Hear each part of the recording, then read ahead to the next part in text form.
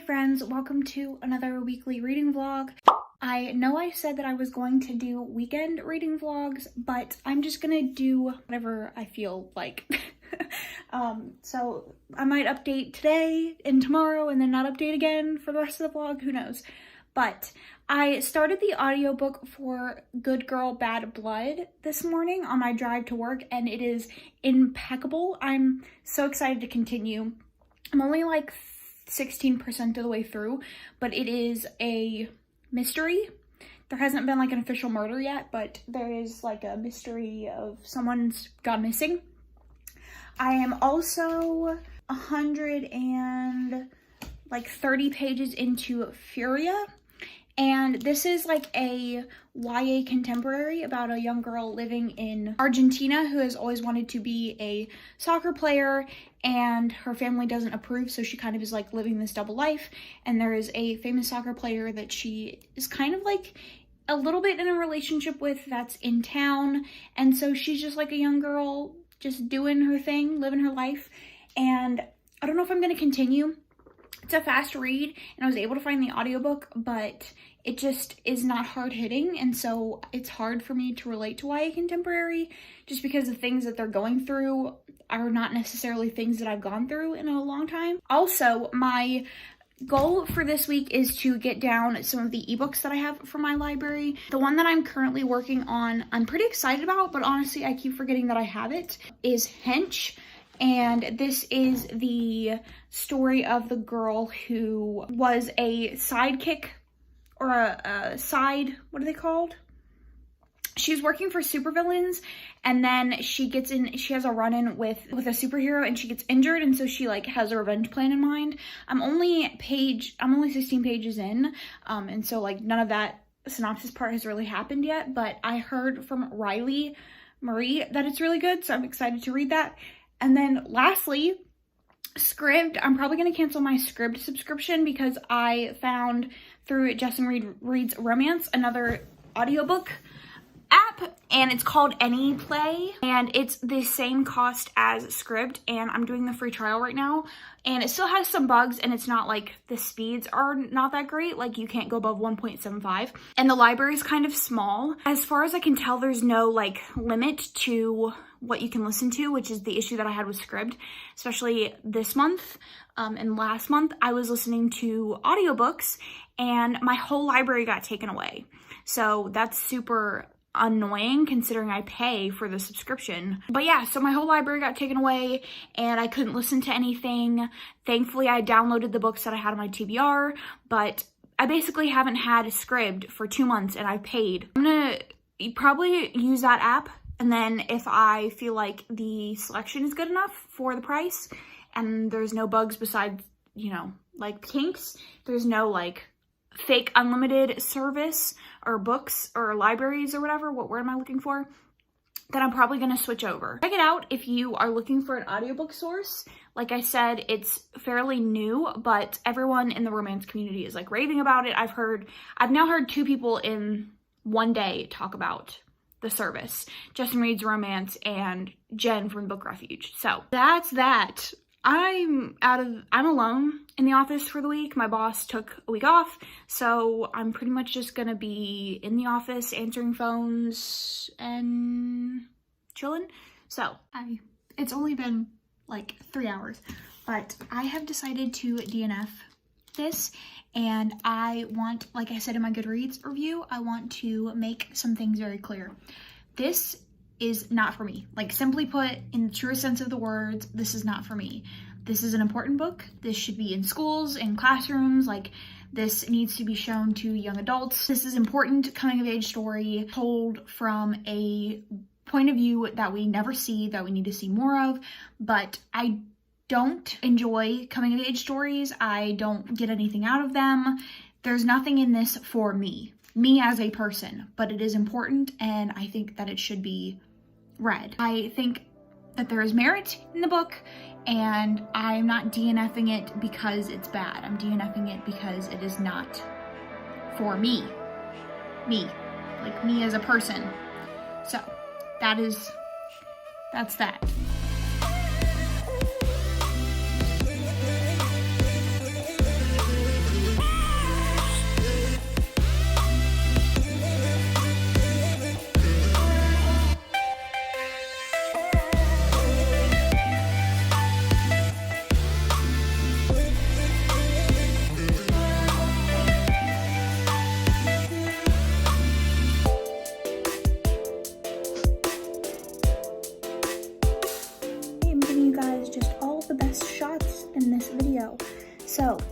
I ended up finishing Good Girl, Bad Blood like 20 minutes ago. I listened to the audiobook and I ended up giving it 4 stars. Absolutely impeccable. The story, impeccable. The audiobook, fantastic. The relationship, spot on. And it was just fantastic. Like, I have 0 complaints. So it's kind of a little bit related to the first one, but in this one, she is investigating a missing person. And it goes from there. It was so twisty and turny and just had all of the like things that I loved about the first one in it. It was unpredictable, but it wasn't unguessable, and it was just, you didn't know how anything connected, but you knew that all of this weird stuff was happening, and there were so many different storylines and plot lines and places it could go, and it just was everything. Like, I loved it so much. I didn't get 5 stars because it just didn't have like that 5-star feeling for me. There wasn't anything that like tipped it over into like that 5-star range, but I absolutely loved it. If you're looking for a good YA mystery, I highly recommend these 2 books. And if you were thinking of reading them, this is your sign to read them, because I am a huge YA mystery thriller skeptic and I absolutely love them. So would highly recommend, and check out the audiobooks if you can. But now I am reading Hench, and I am 45 pages in. The accident that leaves her in the revenge, that leads her to the revenge, is just now happening, like as I'm filming this. Like, I'm looking at the page where it happens. So I'm gonna jump into it and hopefully it's good. I am reading physically Black Sun, and I am 33 pages in. And I thought that I was going to struggle with this, but this writing immediately grips you in. So good, so accessible, like fantastic. And I'm so excited to continue to read more of this, but I want to finish Hench. It's like my work ebook or whatever. So good. Like, I'm already loving it, and I'm only 30 pages in, or however many pages in. It's really, really good. So this is also your other sign to read this book if you need one.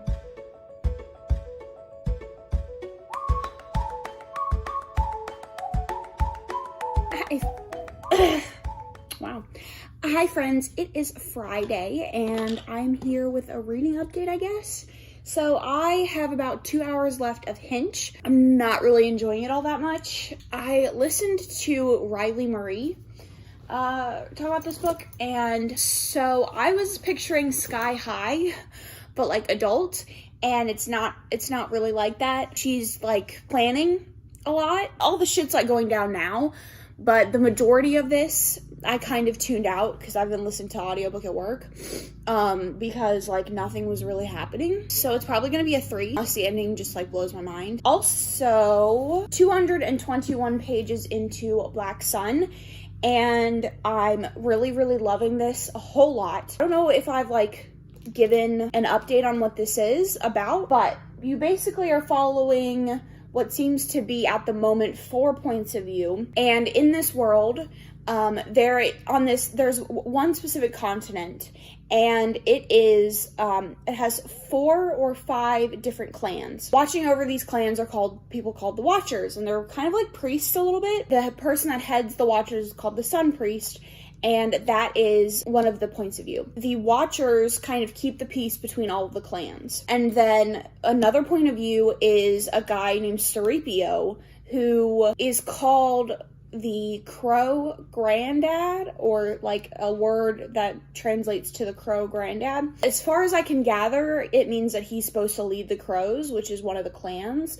But the current clan leader just died. The clan thinks that she committed suicide, or everyone thinks that she committed suicide. It seems like she was actually murdered. And so one of the other points of view is her son, who is the shield, which is just like the warrior or like the bodyguard, to his sister, who is supposed to take over the clan from his mother, who Seripio is supposed to be taking over too. And then the other point of view is this woman who is like, I would akin her to maybe like a siren. She has the ability to control the waves, and she's a sailor, and she has been charged by someone to take Seripio to Tova, which is the city where all of this is happening. So she has some powers of her own, and so she has him on her ship, and she has some stuff going on with her crew. We're slowly getting more and more information about the world, and it's pretty interesting. We have found out that there was like basically this mass slaughter of crows that the Watchers felt like were getting too wild and rebellious.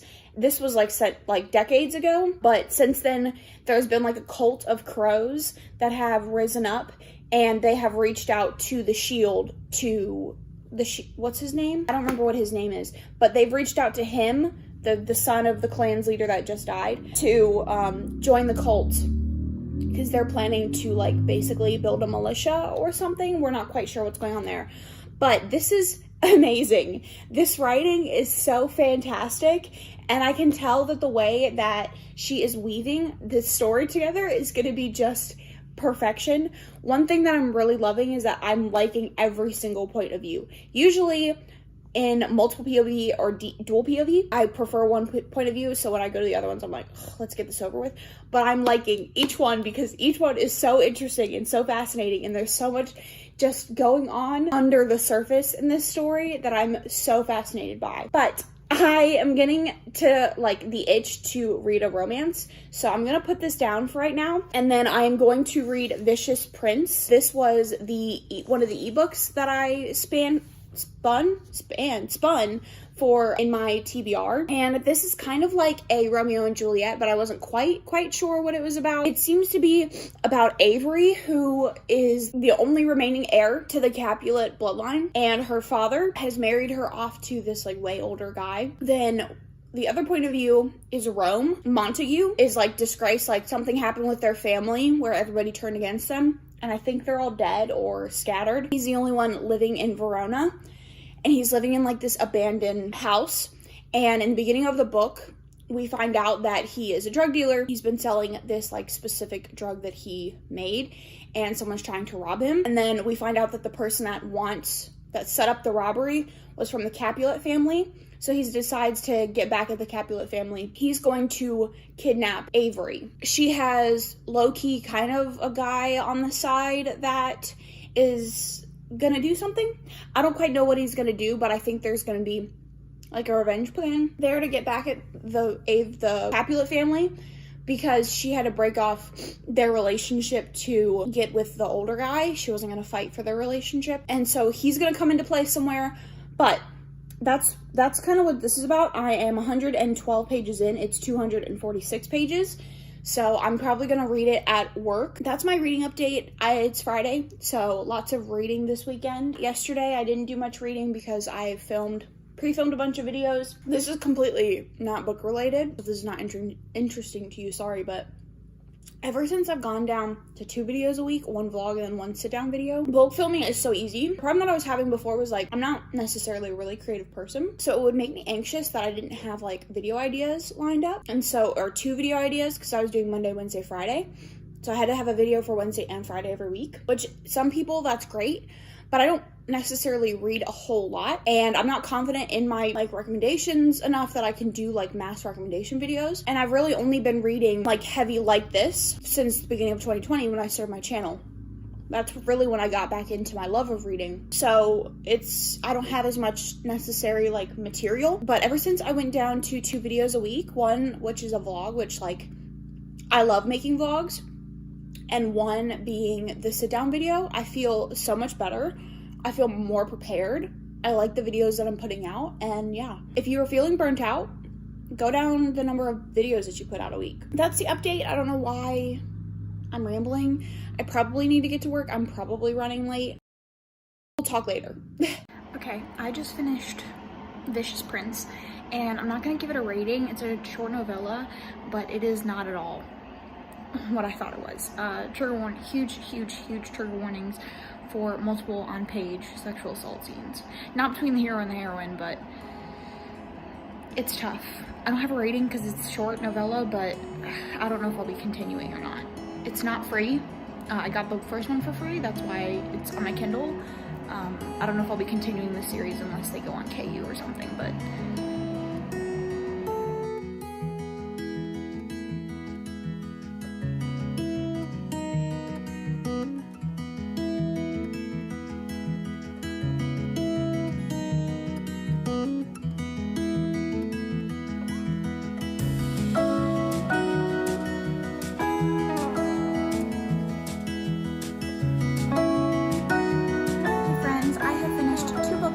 we last talked, and I will go with my least favorite first. I ended up finishing Hench just a little while ago, and it was originally like a 3-star all the way through until the very end when I love that ending, so it ended up bumping it to a 4-star. I had some issues with the pacing, a villain origin story, so if you're looking for that kind of story, it's definitely that, but it's more low-key than I was expecting. So it's a lot of planning and a lot of like scenes behind the scenes of her plot, and then the last, I would say 70 pages or something like that is like actual like action, and the ending is fantastic. I really liked it, but overall it was just a little bit slow for me, and like I said, it was a 3-star until that ending. I really liked watching the progress or the progression of the main character's personality, I guess. She became so different than who she was when she started, and it was fantastic. I loved the ending. I liked how it wrapped up. I liked the possibility of a second book. If we ever get one, I will definitely read it. On to probably the most perfect book I've ever read in my entire life. Black Sun. I don't know any bad things I could say about this. This is probably the most fantastically crafted fantasy I've ever read. I think that each point of view in the story is so interesting, and watching how all of the characters' storylines wove together was so fascinating, and I'm sad that I have to wait for a second book, but also I know I probably will not read a fantasy better than this in a long time. So I'm so happy that I read this. If you are hesitant to pick this up, the writing is very accessible. All of the points of view are very important, and none of them feel lacking. The plot is not slow at all. The author does a fantastic job of really making the history, the magic system, all of it very understandable, and it's just perfect. 5 out of 5 stars. I love it, and everybody should read it if you like fantasy. So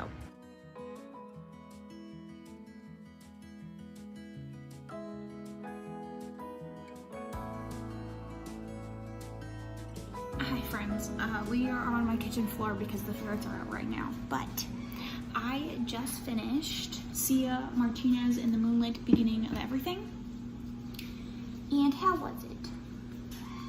I think I'm going to give it a 3-star. So this thing was trying to tackle a lot of things, and it didn't really do much of anything. It wasn't a bad story, but I think that there is a lot of conversations in here. Mythology, spirituality, racism, like there's pop culture, science fiction, like a bunch of different things. And it really just doesn't dive into any of them. And I think that that's kind of where it was lacking. And I think even though this is like very easy to read, it's 400 pages, and I read this, you know, really quickly. I think I started it at like whenever I updated you guys, and I just finished it maybe 15 minutes ago. So I read it pretty quickly, but it just didn't have like a lasting impact on me. I think I wanted something that was more impactful, packed more of a punch, more like said something, you know, was more hard hitting, something along those lines, and it just wasn't really any of those things. And it kind of just ended up being like a weird sci-fi flick where people are running for aliens in the FBI. So that leaves the only 2 books on my TBR from my library is the 5th season and The Eye of the World, is that what it's called? And then Zenny and Beautiful Wreckage on my Kindle. So I think what I am going to start is one of the books on my Kindle, because I'm kind of feeling a romance right now, not really feeling like a fantasy or anything like that. So I'm going to probably watch some YouTube videos while the ferrets are out, and then I'm gonna start in on one of those ebooks, and we will talk in a little bit.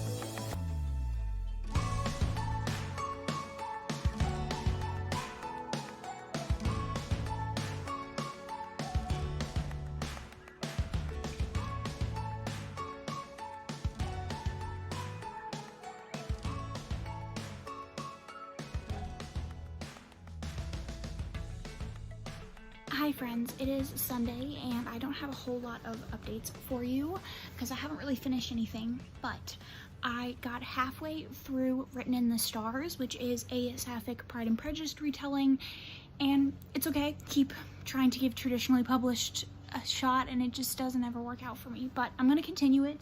It'll probably be like a 3, but it's cute. And then I got like 10 or 13% of the way into Beautiful Wreck, and I don't know. It's like 400 pages, but it's about this woman who is from the future, and she is from like this future where everybody RPs like different time periods because the world is basically destroyed, and there's like no nature, no animals, no nothing like that. And she works for what seems to be like this VR thing that they're creating, like VR equipment to send people like into realistic realities or whatever.